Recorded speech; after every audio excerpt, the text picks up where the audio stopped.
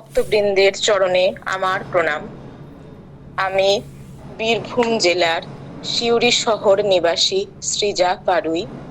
গুরুদাদুর কৃপায় এবং আপনাদের সকলের আশীর্বাদে গত 6টি পর্বে গুরুদাদুর কৃপার কথা তুলে ধরার চেষ্টা করেছি। আজ আমার বলা গুরুদাদুর লীলামৃতর 7ম পর্বে আমি 2018 এবং 2019 সালের বেশ কিছু ঘটনার কথা উল্লেখ করতে চাই, যেখান থেকে আরো উপলব্ধি করতে পারি যে গুরুদাদু কিভাবে প্রতিটি পদে পদে আমাদেরকে সঠিক নির্দেশনা দেন এবং চরম বিপদ থেকে আমাদের রক্ষা করেন। 2018 সালের এপ্রিল মাসে এর আগের পর্বে আমি অক্ষয় তৃতীয়ার সময়ে বেনারসে গুরুদাদুর ওখানে আমাদের ভক্ত সঙ্গ সম্পর্কে বলেছিলাম। এরপরে 2018 সালের নভেম্বর মাসের কথা তুলে ধরতে চাইছি। 2018 নভেম্বরে পুরীতে দান উৎসব উপলক্ষে আমরা উপস্থিত হয়েছিলাম। আমি, আমার বাবা মা এবং সিউড়ি থেকে রতন চন্দ্র মণ্ডল এবং শ্রীমতী শুভ্রা মণ্ডল, অর্থাৎ রতন জেঠু এবং শুভ্রা জেঠিমা, এই 5 জন আমরা সিউড়ি থেকে পুরীর উদ্দেশ্যে 2018 সালের 22শে নভেম্বর টিকিট ট্রেনে করে সিউড়ি টু পুরী গিয়েছিলাম এবং 2018 সালের 23শে নভেম্বর বৃহস্পতিবার রাস পূর্ণিমার দিন পুরীতে এসে উপস্থিত হয়েছিলাম। সেখানে পুরীতে এসে উপস্থিত হয়ে দেখছি, যেহেতু রাস পূর্ণিমা, কাজে একটা অত্যন্ত পবিত্র বিশেষ তিথি এবং এই তিথিতে রাস্তায় রাস্তায় দেখছি মানুষজন, কেউ কেউ জগন্নাথ দেবের মন্দিরের পুজো দিতে যাচ্ছেন, কেউ সমুদ্র স্নান করতে যাচ্ছেন এবং পুরীর পান্ডাদের অনেকেরই, তাদেরকেও দেখলাম যে তারাও পদব্রজে রাস্তা দিয়ে হেঁটে চলেছেন। এই সমস্ত কিছু দেখতে দেখতেই ক্রমে প্রথমে আমরা ধ্যান জেঠুর আশ্রমের সামনে উপস্থিত হয়েছিলাম। সেখানে প্রথমে একবার নিচে সবার সাথে দেখা করে তারপরে আমরা যথারীতি হোটেল সাগর সন্ধ্যায় আমরা ছিলাম। সাগর সন্ধ্যাতে আমাদের ব্যবস্থা করে দিয়েছিলেন বাবলু জেঠু। তো সেখানে আমরা প্রথমে ফ্রেশ হয়ে তারপরে আবার ধ্যান জেঠুর আশ্রমে এসে উপস্থিত হলাম। ধ্যান জেঠুর আশ্রমে দোতলায় উঠে প্রথমে গুরুদাদুকে প্রণাম করলাম। তো গুরুদাদুকে প্রণাম করার মাত্রই উনি আমাদের জন্য সেবাতে বসিয়ে দিলেন যে তোমরা বসো, সেবা করো। তো সকালবেলাতেই, তখন মোটামুটি সকাল 8টা, 8:30 বাজছে, সেই সময় অন্ন সেবা, অন্ন, ডাল এবং একটি সবজি, সেই সেবা হলো এবং গুরুদাদু বললেন যে সবাই তাড়াতাড়ি সেবা করে নাও, কারণ আজকে আমাদের এক জায়গায় যেতে হবে। ঝিমিলি পট্টনায়ক, মানে আমাদের ঝিমিলি আন্টি এবং আর্যকান্ত পট্টনায়ক আর আর্যকান্ত আঙ্কেল, তাদের ঘরে আজকে যেতে হবে। আমরা তো তখন মানে তাড়াতাড়ি করে সেবা নিয়ে গ্রহণ করে সমস্ত কিছু আবার উদ্দেশ্যে রওনা দিলাম। সবাই অটো করে পৌঁছলাম, এক এক করে আমরাও পৌঁছলাম, বাকি অন্যান্য সমস্ত গুরু ভাই বোনরাও পৌঁছলেন। সেখানে উপস্থিত হলাম ঝিমিলি আন্টিদের বাড়িতে। তো ঝিমিলি আন্টিরা সবাইকে সাদর অভ্যর্থনা করলেন, আমাদের সমস্ত গুরু ভাই বোনদের। তাদের সেই অত্যন্ত আন্তরিক এবং অমায়িক ব্যবহার দেখে মন সত্যি আনন্দে পরিপূর্ণ হয়ে উঠলো এবং জানতেও পারলাম যে সেই দিনই তারা দীক্ষা নেবেন গুরুদাদুর কাছে বলে তাদের মনে ইচ্ছা হয়েছে এবং তারা গুরুদাদুর চরণাশ্রিত হয়ে থাকতে চাইছেন দীক্ষা গ্রহণ করে। এরপরে আমরা ওনাদের বাড়ি সংলগ্ন স্থিত অপর একটি বিল্ডিং, সেখানে ছাদে উপস্থিত হলাম। সেখানে আমাদেরকে টিফিন সহযোগে প্যাটিস, মিষ্টি ইত্যাদি সেবা দেওয়া হলো। অত্যন্ত সুস্বাদু ছিল। প্রসাদ দেওয়া হলো এবং তারপরে নানা রকম জপ কীর্তন শুরু হলো। আমরা সবাই মিলে অত্যন্ত আনন্দিত সহকারে, মানে এক অনাবিল আনন্দ ছিল তাদের ঘরে, সে কি বিশাল আনন্দ। সবাই মিলে হরিনাম সংকীর্তন, জপ কীর্তন সমস্ত কিছু করতে লাগলাম। ক্রমে ক্রমে বেলা হয়ে আসলো, বেলা মোটামুটি 1টা-1:30টার দিকে। তখন ঝিমিলি আন্টি এবং আর্যকান্ত আঙ্কেল এসে উপস্থিত হলেন এবং বললেন যে গুরুদাদু তাদের কৃপা করেছেন, দীক্ষা তাদের হয়ে গেছে এবং তারাও আমাদের সহ সমস্ত ভক্তবৃন্দের সঙ্গে সেই আনন্দ উৎসবে যোগদান করলেন। আমরা সবাই মিলে খুব আনন্দ উৎসব করার পরে মোটামুটি বেলা যখন আরো গড়িয়ে আসলো, তখন আবার সেবার ব্যবস্থা হলো। অত্যন্ত সুন্দর অন্ন, ডাল, সবজি ইত্যাদি নানা রকম কিছু সহযোগে আমরা সবাই, সমস্ত গুরু ভাই বোন একসাথে সেখানে বসে সেবা গ্রহণ করে আবার যে যার স্থানে ফিরে এলাম। এবং তখন থেকেই ঝিমিলি আন্টি বলেন যে গুরু দাদু ওনাকে বলেন পুরী মা, মানে উনি হচ্ছেন পুরীর মা। তো এবার আমরা আবার বিকেল বেলায় সি বিচে এসে উপস্থিত হলাম।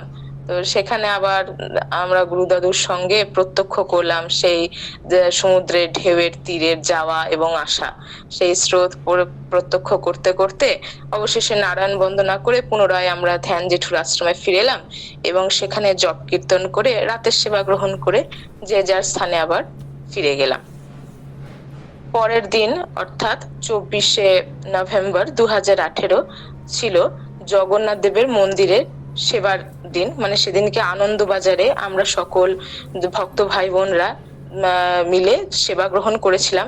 তার পূর্বে আমরা জগন্নাথ দেবের মন্দির দর্শন করলাম এবং তারপরে পরে আনন্দবাজারের যে দোতলা, সেখানে সকল গুরু ভাই বোন, ভক্ত ভাই বোনরা মিলে চরম আনন্দে সে সেবা গ্রহণ করলাম, মহাপ্রসাদ গ্রহণ করে তারপরে আবার কিছুক্ষণ নিজেদের হোটেলে ফিরে বিশ্রাম করে আবার বিকেলে অন্যান্য দিনের মতোই সমুদ্র দর্শন করে পুনরায় নারায়ণ বন্দনা করে ধ্যান জেঠুর আশ্রমে ফিরে আবার রাতের সেবা করে চলে এলাম। পরের দিন অর্থাৎ 25শে নভেম্বর ছিল দান উৎসব। গুরু দাদুর সেই বিশাল দান যজ্ঞ, যা মানে প্রতি বছরই আমরা প্রত্যক্ষ করি এবং প্রতি বছরই যেন মনে হয় নতুন করে প্রত্যক্ষ করছি এবং তার মধ্যে দিয়ে চেষ্টা করি যে সাক্ষাৎ জগন্নাথ দেব, বলদেব এবং সুভদ্রা মাকে দর্শন করার।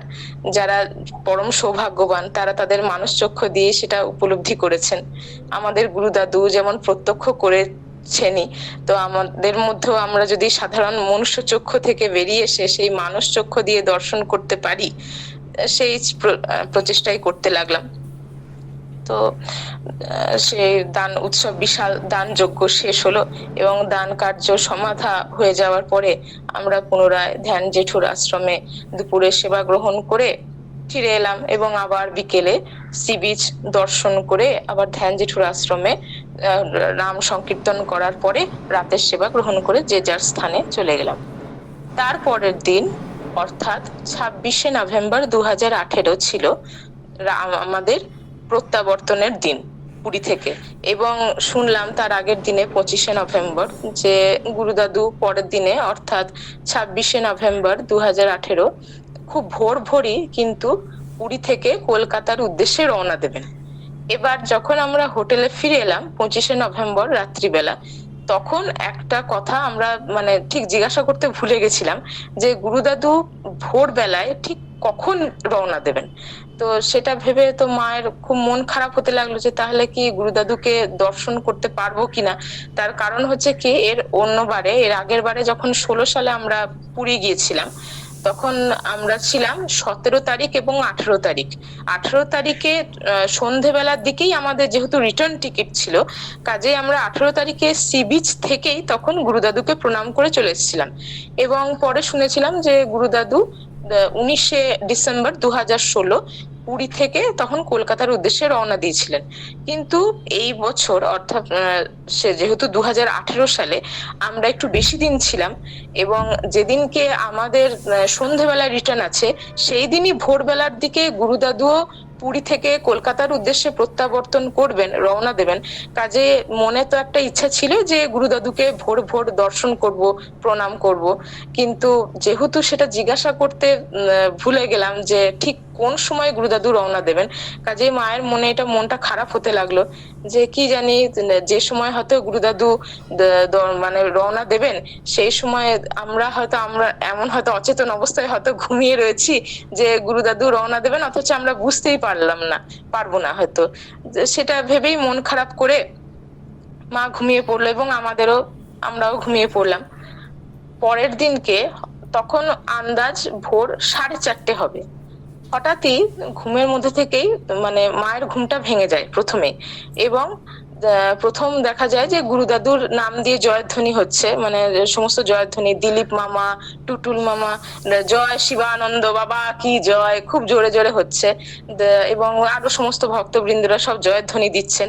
তখন শুনেই মা সঙ্গে সঙ্গে উঠে পড়ে, সঙ্গে সঙ্গে উঠে পড়ে এবং আমাদেরকেও এবং বাবাকেও সঙ্গে সঙ্গে ওঠায়। এবং আমরা তাড়াতাড়ি আমাদের মানে যে অবস্থায় ছিলাম, আমাদের রাতের পোশাকেই কোনো রকমে চাদর জড়িয়ে আমরা রুম থেকে বেরিয়ে আসি। এবং পাশের রুম থেকে রতন জেঠু এবং শুভ্রা জেঠিমা তারাও জয়ধ্বনি শুনেই কিন্তু তাড়াতাড়ি রুম থেকে বেরিয়ে আসে। এবং আমরা সবাই তখন সাগর সন্ধ্যা হোটেল থেকে তাড়াতাড়ি করে, মানে দোতলায় ছিলাম, আমাদের রুম ছিল, সেখান থেকে নিচতলায় নেমে যাই এবং রাস্তায় নেমে চলে আসি। রাস্তায় নেমে চলে এসে দেখি যে মানে কালীধাম গেস্ট হাউসের দিকে জাস্ট তখন কিছুটা বাকি আছে আর কি আমাদের এগুতে।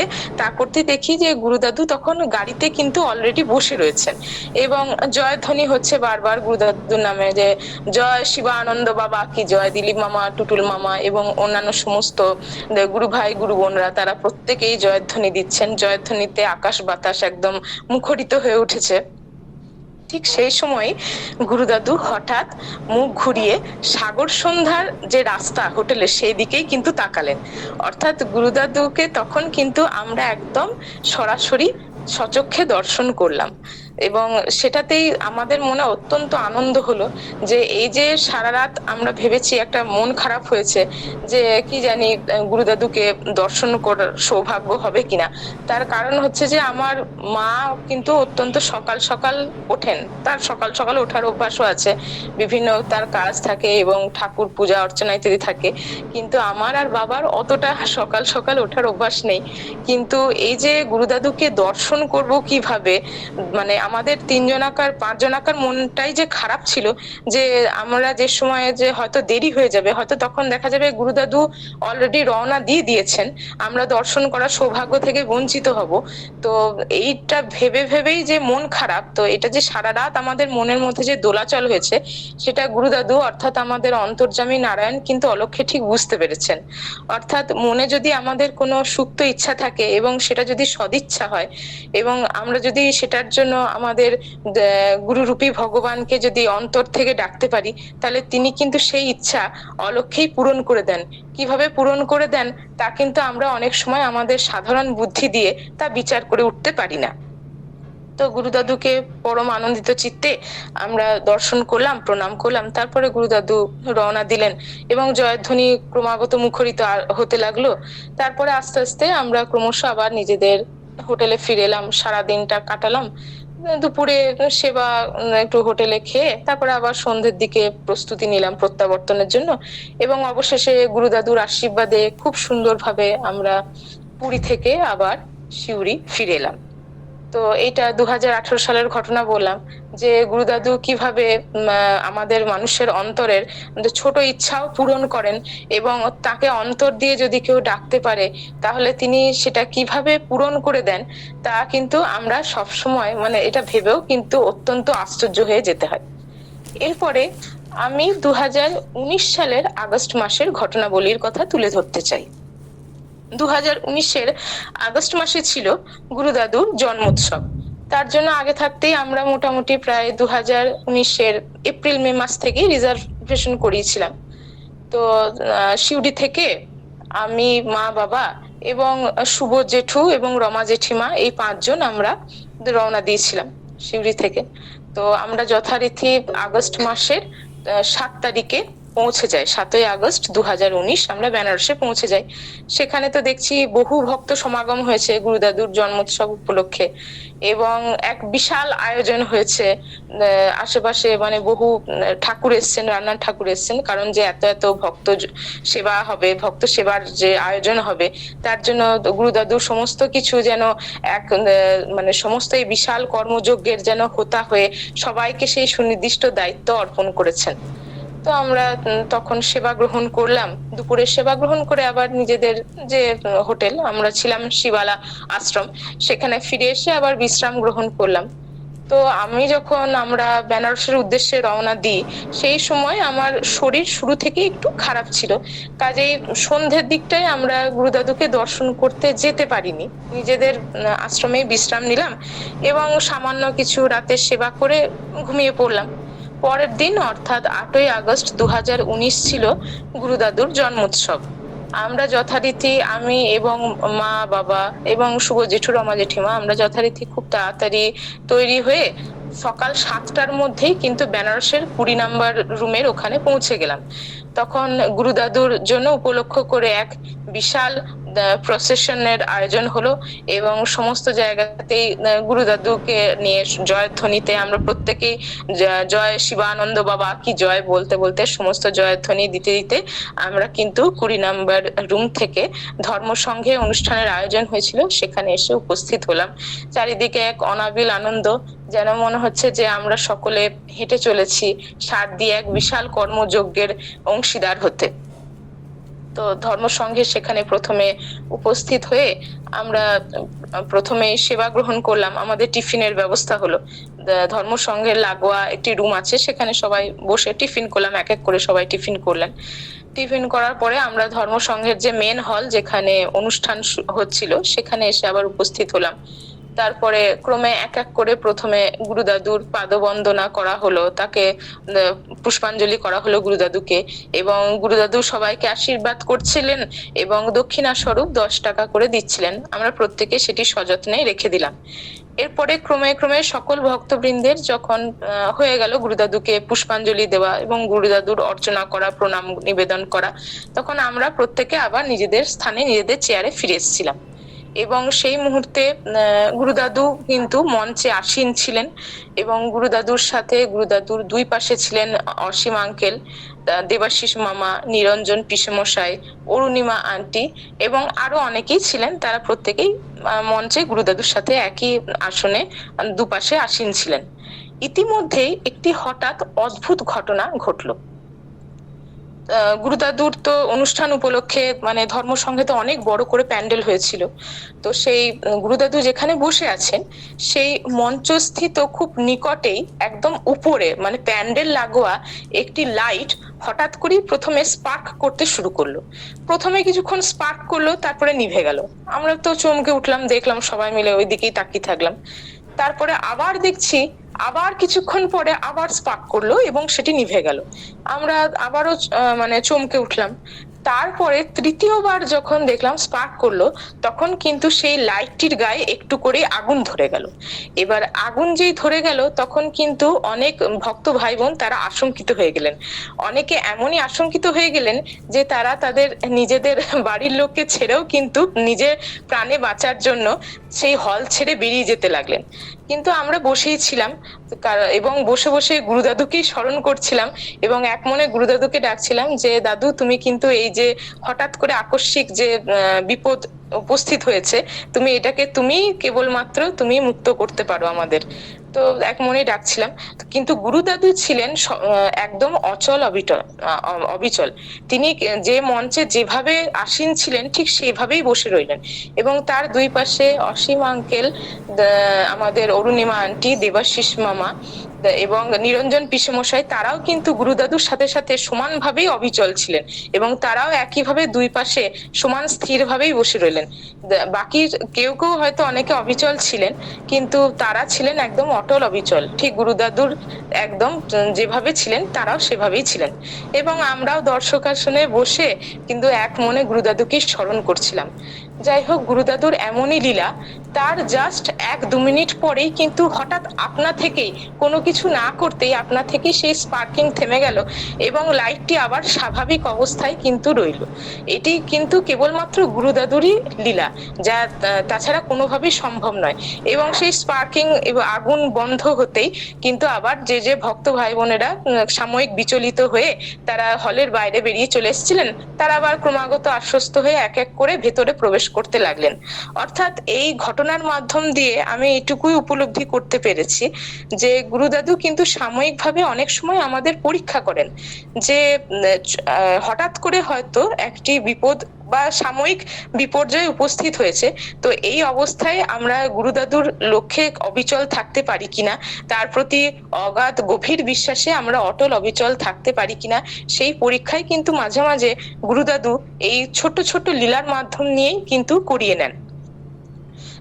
অর্থাৎ প্রকৃতভাবে যদি অবিচল থাকা যায়, যে গুরুদাদুই যখন রয়েছেন, মানে গুরুদাদুকে যদি কমপ্লিটলি সারেন্ডার করা যায় তার উপরে, যে দাদু তুমি এটা দেখো যে এরকম হঠাৎ করে হয়তো কোনো বিপর্যয় উপস্থিত হয়েছে, তাহলে গুরুদাদুই কিন্তু সেখান থেকে নিজেই আমাদেরকে রক্ষা করবেন। সেই জিনিসটাও কিন্তু এই ছোট্ট ঘটনার মাধ্যম দিয়েই আমি তখন উপলব্ধি করেছিলাম, যে গুরুদাদু কিভাবে প্রতিনিয়ত অনেক সময় ছোট ছোট লীলার মাধ্যম দিয়েই কিন্তু আমাদের সকলকে শিক্ষা দিয়ে দেন। এরপরে তো যথারীতি তারপর আর কোনো সেরকম ঘটনা ঘটেনি। যথারীতি সমস্ত কিছু অনুষ্ঠান ক্রমে ক্রমে এগোতে থাকে। আমাদের গুরু ভাই বোনরা প্রত্যেকে এক এক করে গুরুদাদুর লীলামৃত এবং গুরুদাদুর সম্পর্কেও বিভিন্ন কথা, গান, কবিতা, নৃত্য ইত্যাদির মাধ্যম দিয়ে এবং বন্দনা ইত্যাদির মাধ্যম দিয়ে ক্রমে ক্রমে অনুষ্ঠানটিকে খুব সুচারুভাবে এগিয়ে চলছিল এবং খুব সুন্দরভাবে মানে অনুষ্ঠান চলছিল, যেন মনে হচ্ছে গুরুদাদুর এই বিশাল যে কর্মযজ্ঞ গুরুদাদু নিজেই আমাদের সবাইকে দিয়ে করিয়ে নিচ্ছিলেন। ক্রমে ক্রমে বেলা হয়ে আসলো, তারপরে সেবা গ্রহণের জন্য আমরা আবার সেই যে রুমটিতে আমরা প্রথমে টিফিন সেবা করলাম সেই রুমটিতেই আমরা কিন্তু আবার অন্ন সেবা করলাম। দুপুরের অন্ন সেবা করে পুনরায় আবার আমরা ফিরে এলাম সেই হলটিতে এবং ক্রমাগত আমরা অনুষ্ঠান দেখতেই লাগলাম। এবার দুপুরের সময় অনেক ভক্ত ভাই বোন অনেকে বিশ্রামের জন্য মাঝখানে হয়তো যাচ্ছিলেন তাদের নিজেদের রুমে বা হোটেলে, কিন্তু আমরা বসেই ছিলাম। এবার ক্রমে ক্রমে বেলা হয়ে আসলো, নানা রকম অনুষ্ঠান আরো বিকেল হলো, বিভিন্ন মানে অনেক গুণী তবলা বাদক এসছিলেন, তারপরে অনেক গুণী হরিপ্রসাদ চৌরাশিয়ার যিনি ছাত্র তিনি এসছিলেন, তার অপূর্ব বাঁশির সুরে আমরা প্রত্যেকে মুগ্ধ হয়ে গেলাম। এরকম নানা রকম গুণী শিল্পীর সমাবেশ হয়েছিল আমাদের গুরুদাদুর জন্মোৎসব উপলক্ষে। কিন্তু তার মধ্যেও প্রধান দুটি আকর্ষণ ছিল, এক ছিল আমাদের ভারতের অন্যতমা প্রথিতযশা সঙ্গীত শিল্পী কৌশিকী চক্রবর্তী মহাশয়া এবং লোপামুদ্রা মিত্র মহাশয়া, তাদের উপস্থিতি এবং অ্যানাউন্স হলো মাইকে যে তারাও এবার তাদের অনুষ্ঠান হবে। তো এবার এই দুজনই আমার কিন্তু অত্যন্ত প্রিয় সঙ্গীত শিল্পী, কাজেই আমরা তো প্রথমে ভেবেছিলাম যে একদম পুরো অনুষ্ঠান সবকিছু শেষ করে রাতের সেবা গ্রহণ করে ফিরে আসবো। এবার কি হয়েছে, আমরা যখন ধর্মসংঘের উদ্দেশ্যে রওনা দিয়েছিলাম আমাদের শিবালা আশ্রম থেকে রুম থেকে, তখন কিন্তু আমি এবং আমার মা আমরা লাস্ট জল খেয়েছিলাম সকাল 7টার সময়। তারপরে আমরা ধর্মসংঘে এসে উপস্থিত হয়েছিলাম, যেহেতু ধর্মসংঘে কোথায় মানে আমরা ওয়াশরুম পাবো আমাদের রিফ্রেশমেন্টের জন্য বা কি হবে এইটা ভেবে কিন্তু আমরা টানা অনেকক্ষণ ধরে আর জলই খাইনি, সেই সকাল 7টায় লাস্ট জল খেয়েছিলাম। এমনকি আমরা এর মাঝে কোথাও রিফ্রেশ হতেও যাইনি, একটানা ওখানেই দর্শকাসনে বসেছিলাম আর মাঝে সেবার জন্য উঠে গিয়েছিলাম। এইবার একটানা বসতে বসতে হঠাৎই যখন কৌশিকী ম্যামের গান শুরু হলো, ওনার অপূর্ব সঙ্গীত শুরু হলো, তখন কিন্তু একটু একটু করে আমার শরীর খারাপ হতে লাগলো। আমি কিন্তু পরে ক্রমে ক্রমে সেটাকে আমি ইগনোর করেও কিন্তু বসেছিলাম, কিন্তু ক্রমাগত দেখছি যখন মোটামুটি 6:40 পৌনে 7টা বাজে সন্ধ্যেবেলা, তখন কিন্তু আমি আর স্থির হয়ে বসে থাকতে পারছি না, এমন মনে হচ্ছে যে এখনই যেন আমি পড়ে যাব। তো মাকে বললাম যে মা এরকম শরীর তো খুব খারাপ লাগছে, আমি মনে হচ্ছে মানে আমার প্রচন্ড খারাপ লাগছিল যে আমি অনুষ্ঠান তো সবটা মানে করতে অংশগ্রহণ করতে পারছি না, মানে এতটাই শরীর খারাপ লাগছে যে আমাকে মনে হচ্ছে যে আমার নিজের মানে ওই শিবাল আশ্রমে গিয়ে বিশ্রাম নিতে হবে। তো মা বললো বেশ ঠিক আছে চল তাহলে, বাবাকেও বললো। এবার বাবাও তখন বললো যে ঠিক আছে। আমরা তখন তিনজনা মিলে কোনো রকমে ওই সন্ধ্যেবেলা পৌনে 7টা নাগাদ আমরা তখন বেরিয়ে এলাম। এবার বেরিয়ে আসার মুখে তখন গুরুদাদুর সাথে দেখা করলাম, তো গুরুদাদুকে প্রণাম করলাম আমরা সবাই। তো গুরুদাদু বললেন যে তোমরা অন্ন সেবা করে যাও একবারে। দিয়ে তখন মা বলে যে বাবা আসলে কি হয়েছে, এরকম সৃজার মানে আমার মেয়ের শরীরটা কিন্তু খুব খারাপ লাগছে, তো এবার আমরা ভাবছি যে একটু মানে বিশ্রাম নেব, মানে বিশ্রাম নেওয়ার তখন ইচ্ছা হয়েছে। তো ঠিক আছে এখন আর অন্ন সেবা করতে পারছি না, তুমি অপরাধ ক্ষমা করো আমাদের। গুরুদাদু বললেন বেশ ঠিক আছে। দিয়ে আমরা গুরুদাদুকে পুনরায় প্রণাম করে আবার ফিরে এলাম। এবার রাস্তা দিয়ে হেঁটে যাচ্ছি নিজেদের মানে যেখানে শিবালা আশ্রমের উদ্দেশ্যে আমরা তিনজনা। এবার হঠাৎ করেই মাঝে দোকানে দেখছি যে ধোসা, ইডলি ইত্যাদি ইত্যাদি বিক্রি হচ্ছে। এবার এখানে এই প্রসঙ্গে একটা কথা বলে রাখি, আমি এবং আমার মা দুজনেই আমরা বাইরের খাবার খেতে কিন্তু খুবই ভালোবাসি। নানা রকমের ফাস্ট ফুড বা ইত্যাদি খেতে খুবই ভালো লাগে। তো দেখে মনে হলো যে ইডলি ধোসা আমার অত্যন্ত প্রিয়। এবার মা বললো বেশ ঠিক আছে, যে ইডলি খেতে চাইছিস? আমি বললাম হ্যাঁ হ্যাঁ, আমার ইডলি খাওয়ার ইচ্ছা হয়েছে, দেখি একটু এই খাবারই আমরা তিনজনা মিলে ভাগ করে খেয়ে নেবো, দিয়ে আবার বিশ্রাম নেবো। মা বললো বেশ ঠিক আছে, বাবাকে বলে কিনে নাও। দিয়ে আমরা কিনে তো যথারীতি আমাদের শিবালা আশ্রমে ফিরে এলাম। তখন মোটামুটি বাজছে সন্ধ্যে 7:30 পৌনে 8টা। দিয়ে একটু রিফ্রেশ হয়ে বসলাম তিনজনা মিলে। এবার এক এক করে সব মানে ভাগ করে দিল মা আর কি, যে বা আমিও একটু ভাগ করে নিলাম যে এইটা খাবো এখন এইটুকু, বা এবার একটা ছোট্ট মানে টিফিন বক্সের মধ্যে একটু ইডলি নিলাম। দিয়ে ইডলি নিয়ে জাস্ট একটু মতো খেয়েছি, তখন বাজছে মোটামুটি রাত্রি 8:30। পর মুহূর্তেই সেই খাবারটি আমার বমি হয়ে গেল। এবার সেই যে শুরু হলো মানে রাত্রি 8:30 থেকে ভোরবেলা 4:30 পর্যন্ত ক্রমান্বয়ে বমি এবং ডিসেন্ট্রি, ডায়রিয়া ইত্যাদি মতো হয়ে গেল। অ্যাকচুয়ালি ওই যে টানা প্রায় 12 ঘন্টা মতো আমি এবং আমার মা আমরা জল খাইনি, এবং আমরা রিফ্রেশমেন্টের জন্য মানে ধর্মসঙ্গে ছিলাম, কিন্তু তৎসত্ত্বেও কোনো ওয়াশরুম বা কিছু ইউজ করিনি। সেই দরুন আমাদের শরীরে চরম ডিহাইড্রেশন হয়ে গেছে, ইনফেকশন হয়ে গেছে।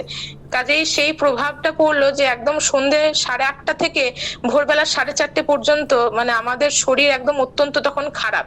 আমার প্রথমে খারাপ ছিল এবং আমার থেকে থেকে মায়েরও হলো, এবং মায়ের শেষে কি হলো, কাঁপুনি দিয়ে জ্বর চলে এলো। তো তখন মনে মনে একটাই কথা আমরা মনে করছি যে গুরুদাদু তো আমাদের সাক্ষাৎ অন্তর্যামী নারায়ণ। উনি তো মানে আগেই বুঝতে পেরেছিলেন যে আমরা আশ্রমে ফিরে যাওয়ার আগে নিশ্চয়ই ধোসা, ইডলি এই বাইরের খাবারগুলি কিনবো, এবং এখান থেকে আমাদের শরীরে যে খুব একটা বাজে রিয়াকশন হয়ে যাবে, কারণ আমরা এতক্ষণ ধরে ডিহাইড্রেটেড অবস্থায় রয়েছি যেহেতু। কাজেই এই খাবারগুলি যখন আমরা গ্রহণ করতে যাব, তখনই কিন্তু আমাদের শরীরে একটা বাজে রিয়াকশন পড়বে এবং আমাদের কিন্তু শরীর অত্যন্ত খারাপ হয়ে যাবে।